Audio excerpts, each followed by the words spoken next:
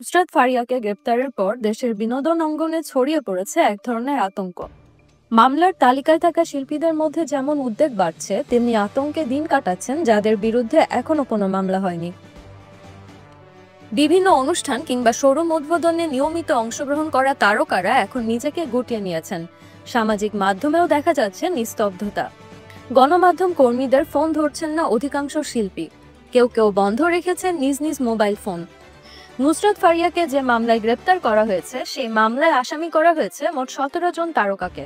এই তালিকায় রয়েছেন অপু বিশ্বাস, সুবর্ণা মোস্তফা, রোকেয়া প্রাচী, ভাবনা, সোহানা সাবা, শাওন, জ্যোতিকা জ্যোতি, সাইমন সাদিক এবং জায়েদ খান সহ আরো অনেকে।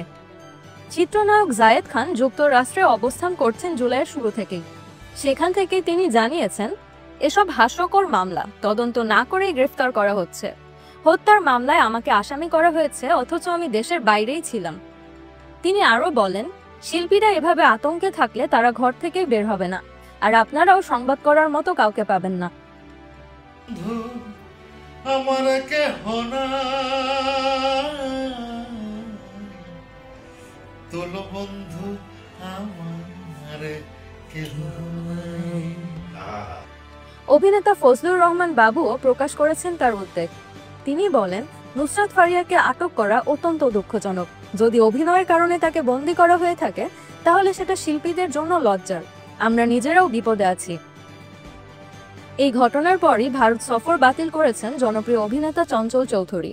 ভারতীয় গণমাধ্যমে দাবি করা হয়েছে, কলকাতার একটি অ্যাওয়ার্ড অনুষ্ঠানে অংশ নেওয়ার কথাও থাকলেও তিনি শেষ পর্যন্ত যাচ্ছেন না, গ্রেপ্তার আতঙ্কের কারণেই। 5 আগস্টের পর থেকে আড়ালে চলে গেছেন বহু তারকা। রিয়াজ, ফেরদৌস সহ অনেকেই এখন মিডিয়া থেকে দূরে সরে রয়েছেন।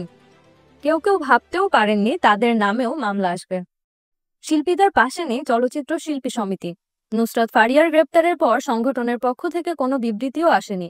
এর ফলে শিল্পীদের মধ্যে দেখা দিয়েছে সমন্বয়হীনতা, উদ্বেগ এবং এক ধরনের নিঃসঙ্গতা।